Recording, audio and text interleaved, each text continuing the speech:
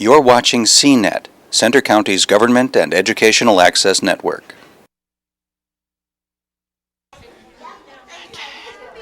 I want to welcome you all. I am delighted that you tonight for our Penguin Pals party and an opportunity to meet the author and the illustrator of If You Were a Penguin. Wendell and Florence Minor have been a writing team for how many years? Well, I've been working with him for about 18 years now, and just started writing with him in the last half a dozen maybe. Florence is the author of the book. She had previously been a news editor for ABC News, and her inspiration for the story she'll tell you about was an illustrator who has been doing, you've probably seen lots and lots of his artwork because he's done over 1,000 book jackets. 2,000. Wow. I didn't even know that. The likes of Mary Higgins Clark and Pat Conroy, David McCullough. So it's pretty amazing. Pretty amazing. So I'm going to let them tell you their story so you can find out more about the inspiration and the fact that this book has sort of taken Pennsylvania by storm, and penguins rule this year. No. Oh, we're Mike. Yeah, we're Mike. Well, greetings everybody. It's so nice to see you here, and we're delighted to have you with us to share If You Were a Penguin. And I would like all the little ones and big ones in the audience to say hello to my friend Beckett. Beckett, this is one of the ways that penguins talk to each other, is by flapping their flippers. So Penguin is a very good friend of mine, and he's been traveling all through Pennsylvania with us, where we meet lots of children and grown-ups like you. And we love sharing our book because not only do we love penguins, but we love reading. And we have always loved reading, and we love writing, and we love sharing the books that we do with children like you, so I'll grow up to love reading the way we do. And Wendell has been in publishing a lot longer than I have, so he has some very, very interesting pictures to show you of some book covers, or are we doing Well, we're doing lots of animals. We're doing lots of animals. The other books that he has done for young people. And so I think I'm going to turn it over to Wendell, let him say a few words, and then you'll get to see some of his terrific paintings. Well, how are you? Thanks for coming. I think we're going to lower the lights, and I'm going to shoot a lot more than penguins. I have been drawing pictures since I was 5 years old. I was one of those children who stared out the window a lot and did a lot of dreaming and watched the clouds, and didn't realize that I was going to grow up and draw pictures for books. I never thought that would be possible. Now, I grew up in the Midwest, and you can tell how old I am because that's a black and white photograph. But we had lots of animals, and I used to visit Grandma and Grandpa, where I had names for all the cows and the chickens and the ducks. And so I loved animals from a very early age. And I'm going to show you one of the best drawings that I have done, not this one. This is just to show you some of the work I've done for other books about farm animals. And I think the next slide coming up, this is the best drawing done. That's Wendell's 500-pound robin, because he ate too many worms, okay? Now, when I was just a little older than some of you, so how many of you are 5 years old? How many are 5? You got some in the front. I bet you can draw better than this. Yeah, you can. But with a little practice, I kept drawing birds, and sooner or later, I got much better. Can we lower the lights in the back, do you think? Well, this is a book, one of the penguins from our book, and what kind of penguin is this? Everybody seems to know the macaroni penguin, don't they? Is that because we like mac and cheese? I think so. Anyway, I'm going to show you lots of my favorite drawings. Here's one of my favorites. If you were a mother mouse and you wanted to take your children out to fly a kite, what kind of a kite would she fly? Now, does a piece of cheese fly? But if you're an artist, you can make anything happen.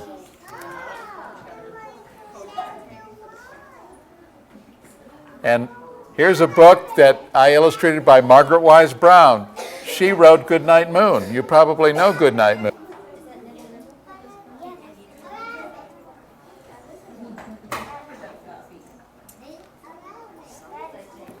Here's one of my favorite poems from that book. Here comes the bunny, the first to stray, out of April to May.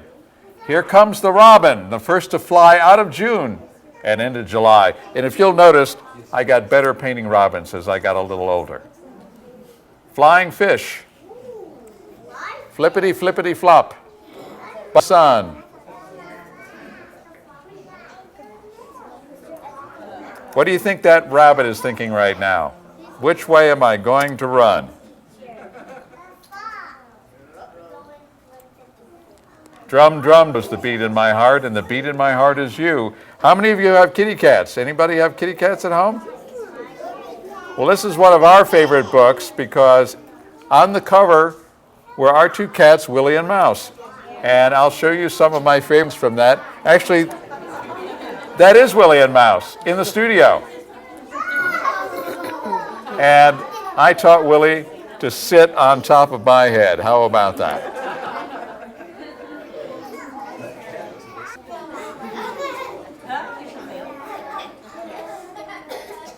And there's Sophie asking for her milk.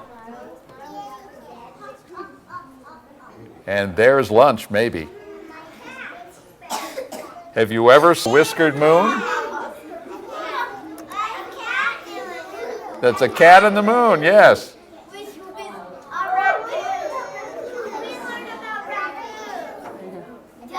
This is from a book, Noon and Night, by Jean Craighead George, who is a Penn Stater.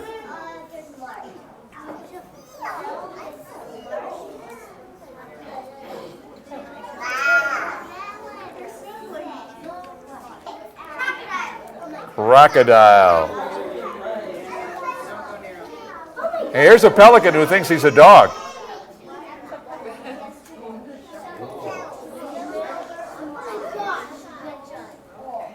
That's a badger. Does anybody recognize a badger? Now that's not a duck. That's a long-legged crane. And what do the wolves say?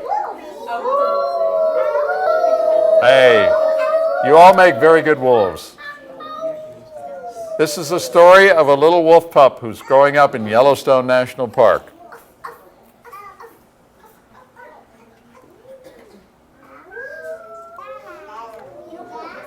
Everybody tries to guess what kind of animal is this. What kind of animal is this? Anybody know? Somebody got it right. It's a baby buffalo.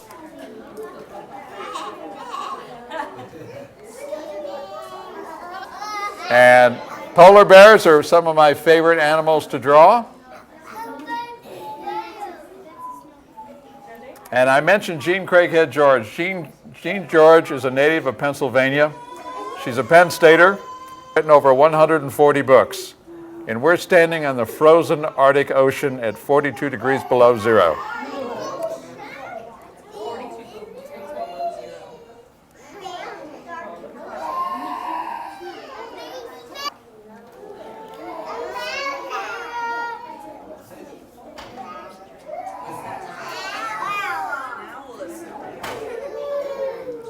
Well, before Florence wrote about penguins, she decided that she'd like to do a book on Christmas trees. If you were a Christmas tree, what kind of a tree do you think you might be? And of course, if you were a mouse, you'd probably have what kind of a tree? A cheese tree, right? For a balloon in a city parade, you might look like that. Or maybe if you were a lighthouse, you'd have a tree that looked like that. Or if you were a dog, you'd decorate your tree with everything a dog likes. Or a tree. Or your favorite things that a horse would have. And if you were a dolphin, you'd have a starfish on top of your tree. How many like pumpkins? Well, on Halloween, before you go pick your pumpkin at the pumpkin patch. You pick out your favorite pumpkin, and Halloween, every pumpkin becomes a pumpkin head.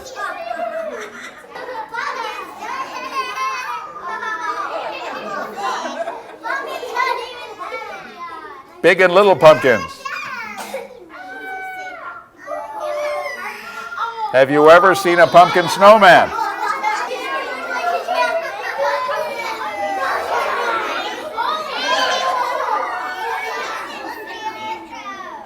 And strange, this pumpkin sitting on a skull, and lots of happy water.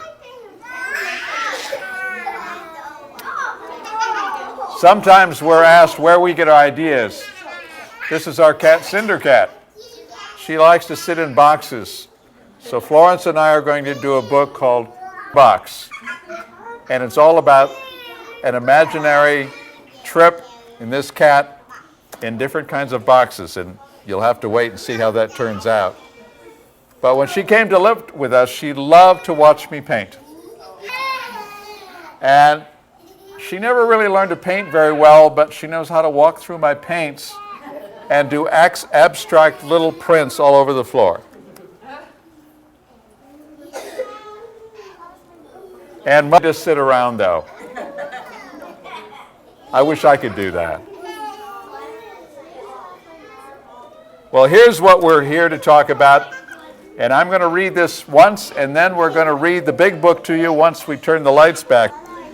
And this is all about imagining if you were a penguin. Now, Florence said that when she created this book, she created it for her grandniece, Adriana. Now, I want you to notice, I think they both named hairdresser. Well, this is all about imagining what it's like to be a penguin. So if you were a penguin, what could you do? What do you think? You could fly underwater, or maybe sing a duet. You could live on the get really wet. Or you could wear a tuxedo or make funny faces. Can I see some funny faces out here? All right. Or you could go for a swim in warm, cold places.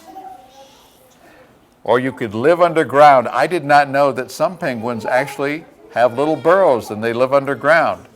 Or you could live on top of the ice. Your penguin pals all around, twice as nice. You could have funny names like Chinstrap or Gen 2. Or you could learn to toboggan. Woohoo! Can you? Woohoo! All right. You could wear fancy feathers in dry or wet weather. Now, tomorrow it's going to rain, so keep your feathers dry. And here's one of my favorites. If you were a penguin, you could eat squids and fishes without any dishes. How about that?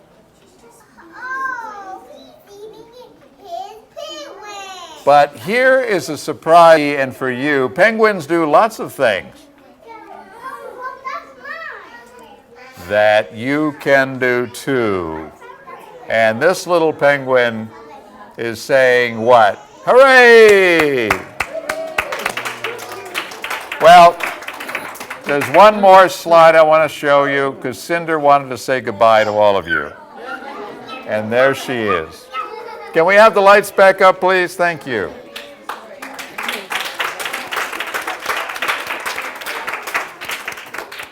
I think what we're going to do is we got the big book here, and we're going to get. You know, penguins have very good posture. So can everybody on the floor? Can you stand up? I want you to stand up and stand real straight, and I want you to have good posture like penguins do. Okay? So, here's the big book. Isn't that kind of neat to see such a big book? Now, if you were a penguin, what could you do? All right. Can you flap your wings? Can you fly underwater? Let's see that. All right. And anybody have a favorite? You can sing a duet. There you go. They're singing it. I think you sound like seals, though. You could live on the land but get really wet. Now, we can't get wet. Penguins like to jump. Let's jump up and down a little bit. There you go. All right. Just like a rock hopper. All right, here's one of my favorites. Now, we don't have tuxedos, but let's see some funny faces out there. Come on. Bye. There's a good one right there. Okay. All right. Or, how would you like to go for a swim in a warm or a cold place? Warm, Can- right? Can you imagine swimming with icebergs? I don't think so. And you know what? You could go home and put ice cubes in the bathtub, and you could pretend you're a penguin that way. Or you could live underground, so the next time you go to the beach, dig a burrow. You can be a Magellanic penguin that way. Or the next time it's make a big pile of snow, and you can live on top of the ice. Penguin pals all around make it nice, quite twice as nice. Are you all penguin pals now? Are you? I hope so. You could have funny names like what? Chin strap. Chin strap. And how about this guy? Gen 2, right? Okay. And you could what? The next time you have a water slide, you get on your tummy wings, and you can learn to toboggan. And what are you going to say? All right, very good. Now, how many have fancy feathers? Now, you look like a macaroni today, don't you? You could wear fancy feathers in wet weather. Now, pretty silly hairdos. Anybody got a silly hairdo today? I don't have any hair, so I don't have to worry about that. Oh my gosh. And you could eat squids and fishes without any dishes. Now, I don't think you would want to eat without dishes. Your mom wouldn't like that. And I suppose you could eat raw fish and squids if you wanted to. Some people do like that. But here's a surprise for all of you, for me and for you. Do lots of things that you can do too. And if you have a friend, you can give your friend a big hug right now. How about that? Now there you go. And here are some, in the back of the book, we have some really neat penguin fun facts. And do you know that penguins can fly underwater 25 miles an hour? They can hold their breath for up to 20 minutes or dive 1,000 feet underwater. You're going to learn a lot about penguins. And in the back, you're going to learn about of the 17 different species of penguins. So you're all going to be penguin experts.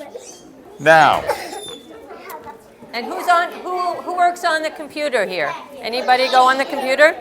I like to go on the computer. You do. Okay. All right, Well, I if your mom and dad have websites in the back, and you can learn all kinds of things all right, I got about other one more penguins. thing to do. Now, I want you to repeat after me. Will you, everybody, repeat?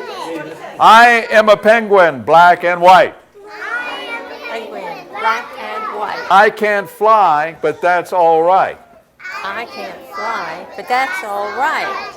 I've got feathers, that's not fur. I've got feathers, that's not fur. I lay eggs like others. I like eggs like other birds.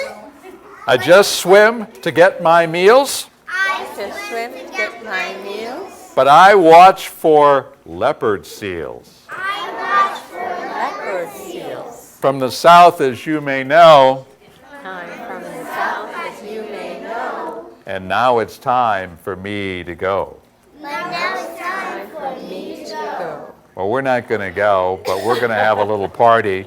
So I hope did you all have a good time? Yes! All right. Thank you. I think we can do Thank you that. very much. We are going to have a penguin party here. I'm going to get the refreshments. Florence and Wendell will sign book. If you are a part of the Penguin Pals Book Club and you've reached your goal, go check in now so you get your copy of the book so that you can get it autographed tonight. Okay? Yeah. We are also going to autograph book Stickers? plates so that you'll be able to get one when you're finished. And there are crafts. You can make your own penguin to take home, a penguin game to play. And I want you sign to up for thank you very much for coming. Real quickly, I want you to know that Wendell and Florence are really strong advocates of literacy, and we are very, very lucky. They have decided to write books for young children because the quality of what they are producing are what are going to make your kids want to you read doing? books. So help me thank them very much. Let me sign your book. What's your name?